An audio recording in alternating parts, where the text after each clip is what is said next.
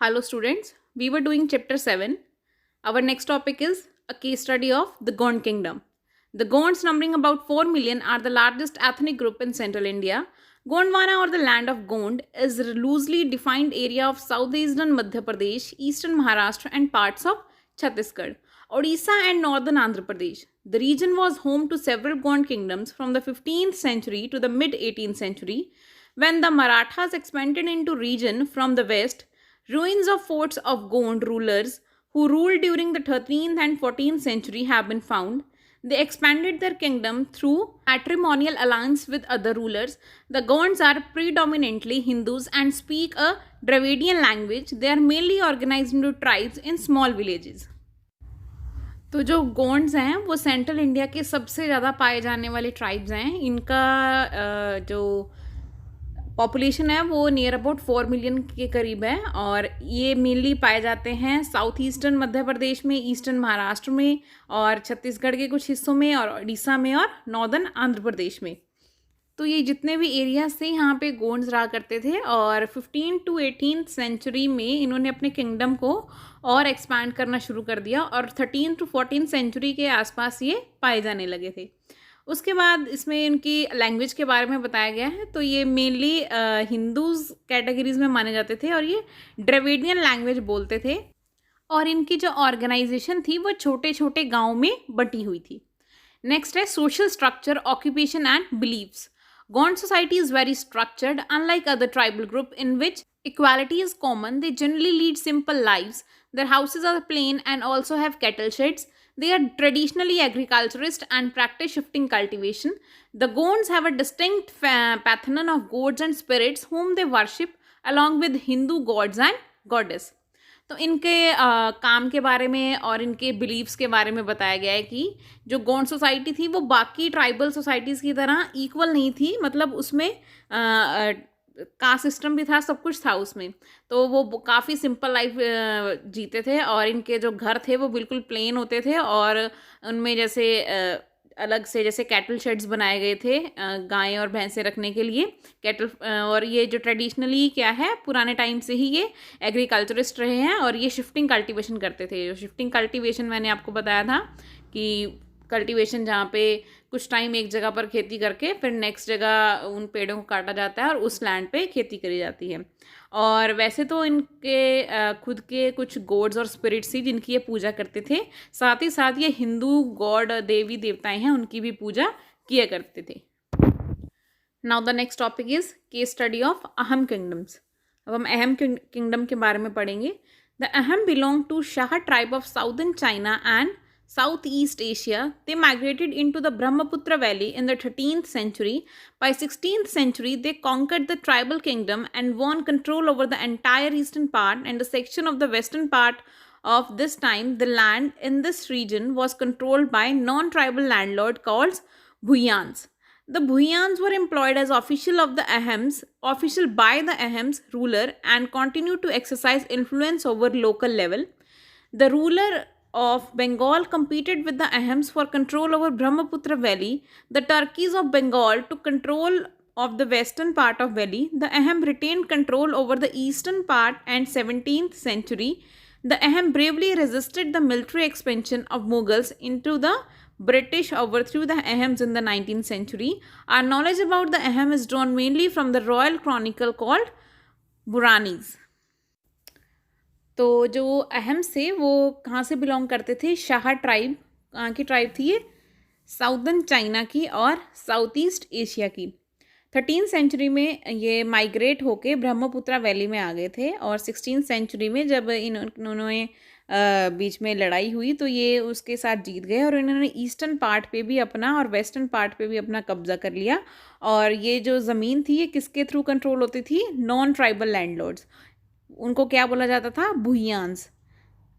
Next है कि जो भुयान्स थे वो अहम के द्वारा अपने ऑफिशियल एम्प्लॉय रखे जाते थे. वो अहम्स जो हैं वो भुयान्स को अपने एम्प्लॉयर की तरह रखते थे और उनसे सारा काम करवाया करते थे.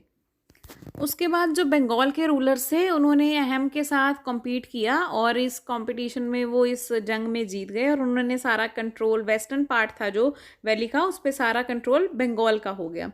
लेकिन कुछ टाइम बाद अहम्स ने है वो अपना कंट्रोल ईस्टर्न पार्ट पे 17th सेंचुरी में ईस्टर्न पार्ट पे अपना कंट्रोल दोबारा से ले लिया और अपनी दोबारा से मिलिट्री को एक्सपैंड करा। और लेकिन ब्रिटिशर्स ने 19th सेंचुरी में अहम्स को बाहर निकाल दिया।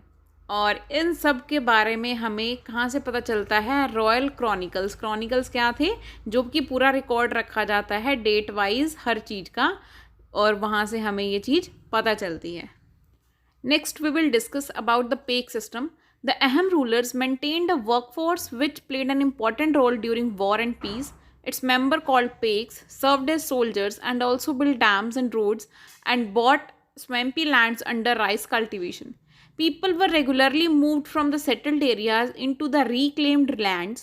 With the exception of the nobles, nearly all males aged 15 to 60 had to do compulsory public service as Peks. The Peks were organized into 4-membered group, each called a Gor. Each Gor sent one member rotation for public work. The other took care of his land during his absence. More members were called up at wartime. All land under rice cultivation belonged to the state. Every Pek was given a certain amount of this land to cultivate. This land was tax-free and could be redistributed. There was no limit to the inferior and land a Pek could own. The Pek also had access to common forest land and grazing grounds. In the 17th century, the Pek were grouped into divisions called khels. Each khel had a graded system of commanding officials, the lowest of whom was in charge of 20 gors. So pack system क्या था? जो अहम rulers थे उन्होंने अपने लिए एक work force बनाई थी जो उनके लिए काम करती थी। किस टाइम पे? वॉर के टाइम पे। तो उनके मेंबर्स को पेक बोला जाता था। पेक कौन थे? वो एज अ सोल्जर थे, वो सोल्जर काम करते थे, डैम्स बनाते थे, रोड्स बनाते थे, राइस की कल्टीवेशन करते थे। तो इसलिए एक पेक सिस्टम बना दिया गया था और ये कंपलसरी हो गया था कि जितने भी मेल्स होंगे वो 15 से 60 साल की उम्र तक एज अ पेक काम करेंगे। कंपलसरी था उनके लिए। और जो पेक्स हैं उनको 4-4 मेंबर्स में डिवाइड कर दिएगा और हर एक ग्रुप को बोला जाता था गोर। हर एक गोर को रोटेशन वाइज काम दिया जाता था और जो बाकी के लोग थे वो खेती का काम संभालते थे। उसके बाद नेक्स्ट पैराग्राफ आता है, उसमें है कि जितनी भी ज़मीन जिस पे राइस की मतलब चावल की खेती होती थी वो स्टेट की ज़मीन होती थी। और ये जो राजा था वहाँ का वो हर एक पेक को एक कुछ हिस्सा दे देता था अपनी ज़मीन का, ताकि वो उस पर अनाज उगाएं और वो जो ज़मीन है वो टैक्स फ्री मानी जाती थी। उसके बाद कुछ समय बाद 17th सेंचुरी में जो पेक्स थे उनके ग्रुप को डिवाइड कर दिया गया, किसमें? खेल्स में। हर एक खेल का एक ग्रेडेड सिस्टम था, उसके ऑफिशियल्स थे और सबसे छोटे ग्रुप्स भी थे। तो 20 गोर्स को एक खेल बोला जाता था, मतलब 20 गोर्स के ग्रुप को खेल्स बोला जाता था। नेक्स्ट अब पढ़ेंगे इसके रिलीजन के बारे में। Although the Ahoms descended from the Buddhist Shan tribe, they were not Buddhist, worshipped tribal gods, although some Aham ruler took Hindu names and adopted Hinduism. The influence of Brahmins increased during the 17th century, but even though the Ahams built Hindu temples with Hindu priests, they continued to worship their tribal gods. They also used the different language along with Assamese and followed their tribal customs such as burial of death. अब हालांकि अहम्स जो हैं वो Buddhist Shan tribe से belong करते थे, लेकिन ये बुद्धिस्ट नहीं थे, ये बुद्धिस्ट की पूजा नहीं करते थे, लेकिन ये अपने ट्राइबल गॉड्स की पूजा किए करते थे जो भी इनके खुद के भगवान थे। लेकिन कुछ अहम रूलर थे जिनके हिंदू नाम थे और उन्होंने हिंदुज़म अडॉप्ट कर लिया, वो हिंदू रिलीजन में कन्वर्ट हो गए। फिर 17th सेंचुरी में जो ब्राह्मण्स का इन्फ्लुएंस है वो काफ़ी ज़्यादा बढ़ गया, लेकिन उसके बावजूद भी अहम्स ने हिंदू टेम्पल बनवाए हिंदू प्रीस्ट के साथ मिल के, लेकिन वो पूजा अपने ट्राइबल गॉड्स की ही करते थे। और ज़्यादा से ज़्यादा वो लैंग्वेज कौन सी यूज़ करते थे? असामीज़। और कुछ कस्टम्स है जो उन्होंने फॉलो करने शुरू करे, जैसे कि डेथ के बाद बॉडी को जलाने के कस्टम्स, तो वो ये कस्टम भी फॉलो करते थे। So your chapter is complete. Thank you.